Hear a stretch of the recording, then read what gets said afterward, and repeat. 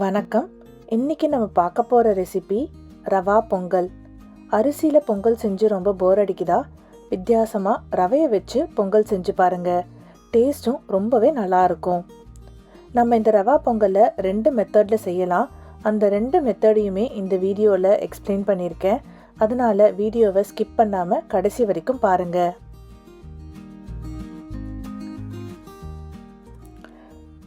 இந்த ரவா பொங்கல் செய்யறதுக்கு தேவையான பொருட்கள் என்னென்னு பார்க்கலாம்.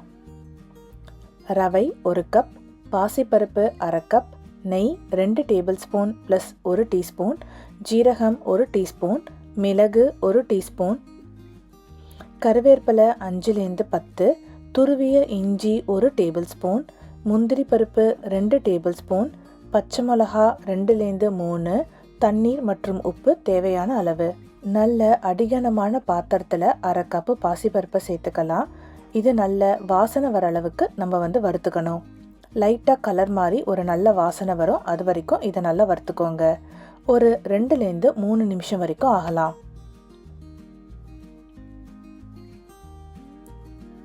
இந்த அளவுக்கு வறுத்தா போதும். வறுத்த பாசிப்பருப்பை ஒரு பாத்திரத்துக்கு மாற்றிட்டு நல்லா வாஷ் பண்ணி எடுத்துக்கோங்க. இப்போது எந்த கப்பால் நம்ம ரவை அளந்தோமோ அதை விட 3 பங்கு தண்ணி சேர்த்துக்கணும். ஸோ 1.5 கப் அளவுக்கு தண்ணி சேர்த்துக்கோங்க.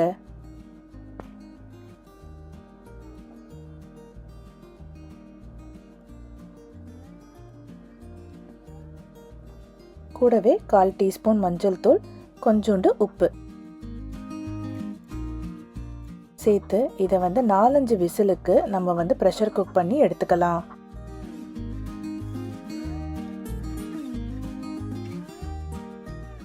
நல்லா வெந்துருச்சு. இதை ஒரு வாட்டி நல்லா மசிச்சு விட்டுக்கோங்க.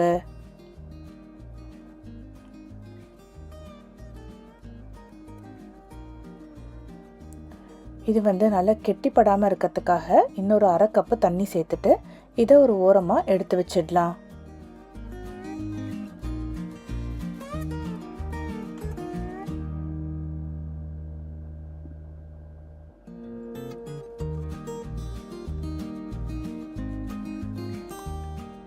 இப்போது அதே கடாயில் 1 டீஸ்பூன் நெய் அல்லது எண்ணெய் சேர்த்துட்டு 1 கப்பு அளவுக்கு ரவையை சேர்த்துக்கோங்க. ரவை நல்ல வாசனை வர அளவுக்கு நம்ம இதை வறுத்துக்கலாம். முதல்ல சின்ன சின்ன கட்டிகள் வரா மாதிரி இருக்கும். இந்த மாதிரி உடச்சி விட்டு நீங்கள் ரவையை வறுத்தீங்கன்னா நல்லா ஃபைனாக நல்லா வறுபட்டுரும். ஒரு 2-3 நிமிஷம் வரைக்கும் ஆகலாம். நல்லா லோ ஃப்ளேம்லேயே வறுத்துக்கோங்க.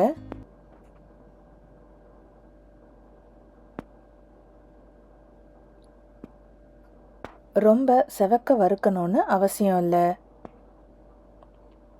லைட்டாக கலர் மாற ஆரம்பிக்கும் போது இதை ஒரு பிளேட்டுக்கு மாற்றி எடுத்து வச்சிடலாம்.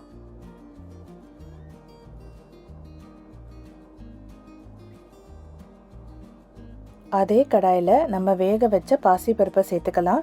இங்கே கெட்டி கெட்டியாக ஆகாமல் இருக்கிறதுக்காக தான் அங்கே 1/2 கப்பு நம்ம தண்ணியை சேர்த்துக்கிட்டோம். இப்போது ரவையை வேக வைக்கிறதுக்காக 1 பங்கு ரவைக்கு நம்ம 4 பங்கு தண்ணி சேர்த்துக்கிறோம். ஸோ 4 கப் அளவுக்கு தண்ணி சேர்த்துக்கோங்க.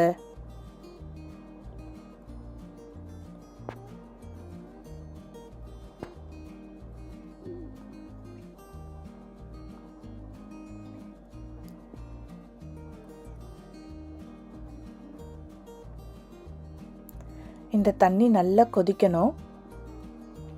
நல்லா ஒரு வாட்டி இந்த மாதிரி கலந்து விட்டுட்டு இந்த பருப்பு தண்ணி நல்ல ஒரு கொதி வரட்டும்.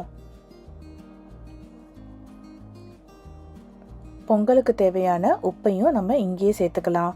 நான் 1 டீஸ்பூன் அளவுக்கு உப்பு சேர்த்துக்கிறேன். நல்லா நுரைச்சி வரும். அதனால நல்ல ஒரு பெரிய பாத்திரமாக எடுத்து வச்சுக்கோங்க.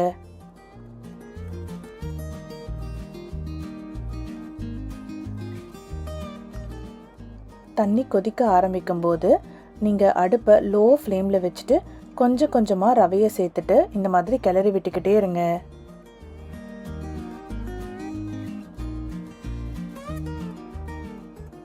அடுப்பு லோ ஃப்ளேம்லேயே இருக்கட்டும்.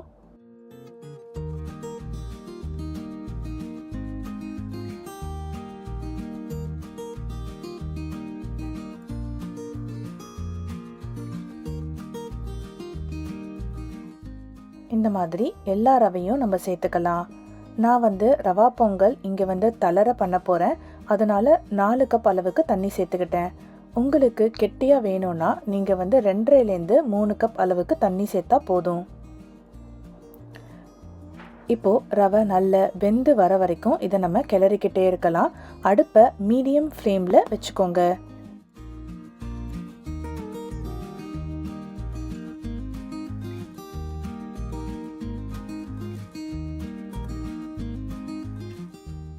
ரவா பொங்கல் தளர வேணும்னா இந்த ஸ்டேஜில் நம்ம வந்து இதை தனியாக எடுத்து வச்சிடலாம். அடுப்பை ஆஃப் பண்ணிவிடுங்க. உங்களுக்கு கெட்டியாக வேணும்னா இன்னும் கொஞ்சம் நேரம் கிளறிக்கோங்க. இப்போது பொங்கலுக்கு ஒரு தாளிப்பை ரெடி பண்ணிடலாம். கடாயில் 2 டேபிள் ஸ்பூன் அளவுக்கு நெய் சேர்த்துக்கோங்க. தாளிக்க வேண்டிய எல்லா பொருட்களையும் இதில் சேர்த்துட்டு முந்திரி பருப்பு நல்ல பொன்னிறமாக மாறுற வரைக்கும் இதை நம்ம வறுத்துக்கலாம்.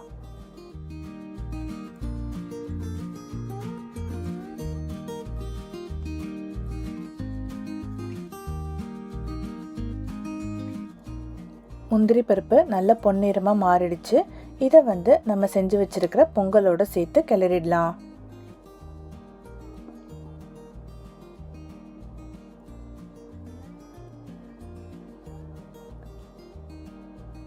அவ்வளவுதான், நம்மளுடைய செம டேஸ்டியான ரவா பொங்கல் தயாராகிடுச்சு.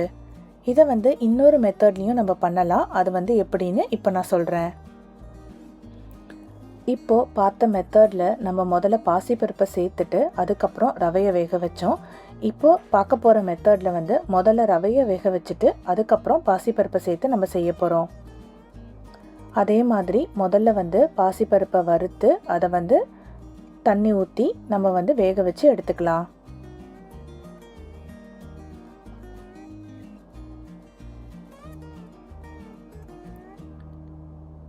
இப்போ பாசிப்பருப்பு தயாராகிடுச்சு.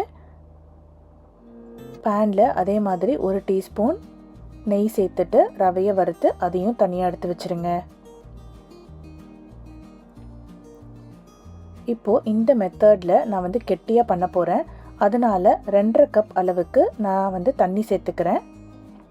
கொஞ்சம் உப்பு சேர்த்துட்டு முதல்ல ரவையை வந்து கொட்டி நம்ம வந்து கிளறிக்கலாம்.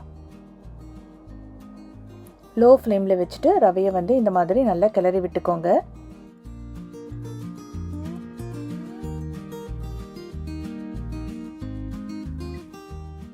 ஒரு 5 நிமிஷம் ரவை வந்து நல்லா இந்த ஸ்டேஜுக்கு வெந்து வரும்.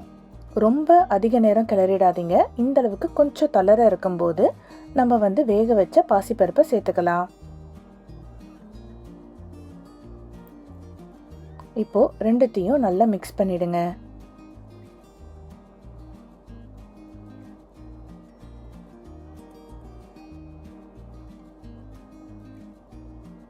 பாருங்க, நம்மளுடைய ரவா பொங்கல் இந்த மாதிரியும் செஞ்சுக்கலாம். தாளிப்பை சேர்த்து நீங்கள் கிளறி விட்டுக்கிட்டிங்கன்னா நம்மளுடைய டேஸ்டியான ரவா பொங்கல் தயாராகிடுச்சு. இது வந்து முன்னாடி செஞ்ச மாதிரி தளர இருக்காது, கொஞ்சம் கெட்டியாகவே இருக்கும்.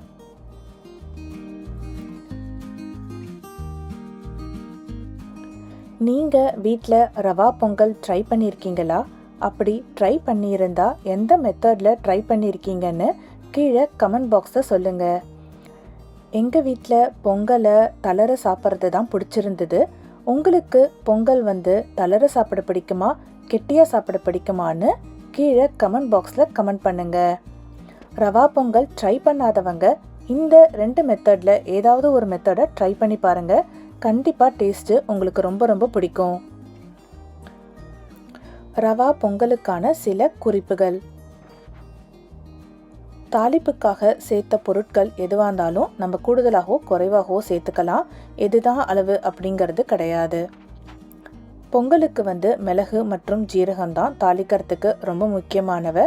மீதி எல்லாமே உங்கள் விருப்பம் போல் சேர்த்துக்கோங்க. மிளகு ஜீரகத்தை நல்லா பொடி பண்ணியும் நம்ம இந்த பொங்கலில் சேர்த்துக்கலாம். பொங்கல் வந்து சுட சுட சாப்பிட்டா ரொம்பவே டேஸ்டியாக இருக்கும். இது வந்து பொங்கல் வந்து ஆற ஆற கொஞ்சம் கெட்டிப்படும். ரொம்ப கெட்டியாக இருந்ததுன்னா நீங்கள் கொஞ்சம் சுடு தண்ணி சேர்த்துக்கோங்க. இந்த வீடியோ பிடிச்சிருந்தா நீங்கள் லைக் மற்றும் சப்ஸ்கிரைப் செய்து எங்களுக்கு சப்போர்ட் பண்ணுங்கள்.